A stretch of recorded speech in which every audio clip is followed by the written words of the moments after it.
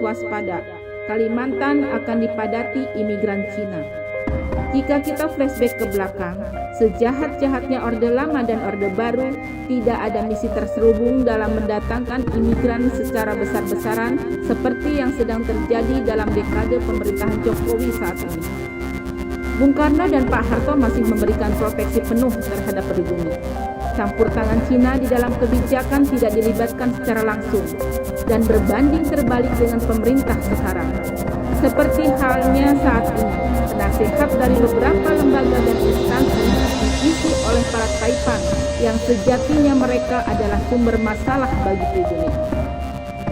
Kasus-kasus besar perampokan bank dan BUMN 90% para Chinese yang dibantu oleh pejabat pengkhianat seperti kasus BLBI sampai Jiwasraya dan lain-lain. Sahabat Ida, Filah dan Lila, kita tidak bisa tinggal diam selamanya. Kita tidak bisa hanya berkutat pada diskusi dan perdebatan karena ancaman terhadap pribumi semakin nyata. Beredarnya banyak video sikap arogansi para Cina terhadap pribumi, baik di jalanan maupun di lingkungan pabrik, telah mengkonfirmasi keadaan bahwa mereka sudah siap head to head dengan pribumi.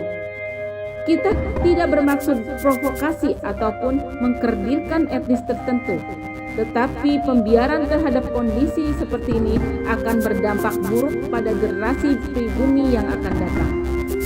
Siapapun pribumi tidak menginginkan kisah pilu orang-orang Melayu di Singapura terjadi di republik ini, tersingkir dan termarginalkan akibat salah kebijakan penguasa. Saya rasa sudah saatnya kita ambil sikap untuk membahas masalah ini secara detail dengan seluruh elemen yang masih peduli pada nasib pribumi yang kian lama makin termarginalkan di tanah tumpah darah sendiri. Mau diakui atau tidak, sebenarnya rezim ini sudah rapuh. Masih kelihatan kuat karena masih di-backup penuh oleh institusi Polri yang saat ini posisi-posisi strategis didominasi oleh orang-orang non-muslim yang tidak ingin Islam kuat. Tidak bermaksud meruncingkan perdebatan religius ataupun diferensiasi sosial.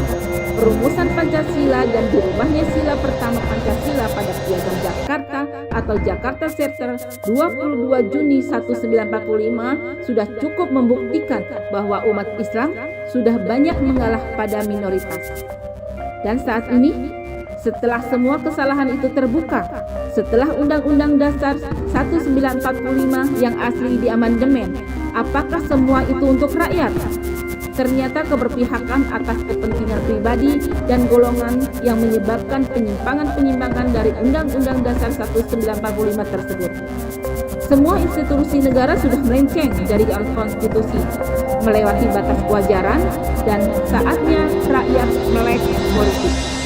Hingga tahu dan cerdas menyikapi kondisi negara yang kian hari kian menggeser posisi pribumi dan menggeser hak-hak anak bangsa. Saatnya pribumi bangkit, mempertahankan kedaulatan bangsa yang sedang digerogoti oleh benalu dan badut-badut politik.